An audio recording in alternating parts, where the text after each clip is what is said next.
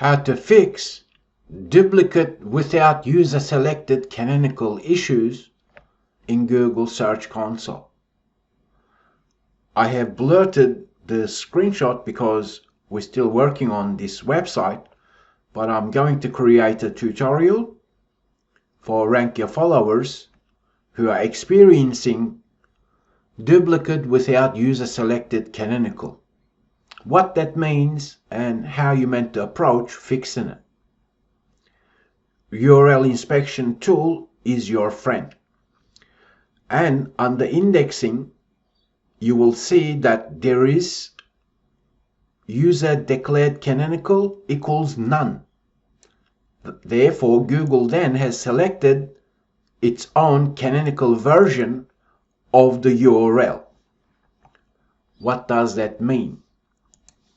That means when Google tries to request a URL, your web page is sending canonical URL, as in canonical link.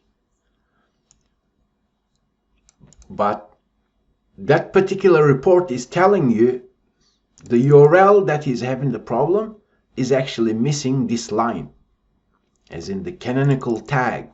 So therefore, Google is saying, since we did not see the canonical URL, let's determine what the canonical URL should be. How to fix it? You need to make sure the URLs which are duplicate are using the correct canonical versions. Usually that particular issue happens on e-commerce sites and multilingual sites. So perhaps you need to read through Google Help section in terms of best practices and make sure you are using canonical tags. And the sitemaps you've submitted to Search Console contain the correct URLs you want Google to index. If Google is picking up URLs, perhaps product URL variants, search results page, then at that moment you may consider using robots.txt to avoid certain issues as shown in Search Console. Okay, so that's what duplicate canonical URL is all about.